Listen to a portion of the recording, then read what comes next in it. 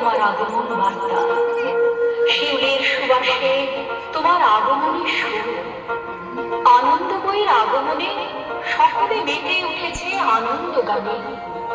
তবু তারই মাঝে এত বিষাদের বাঁশি কেন?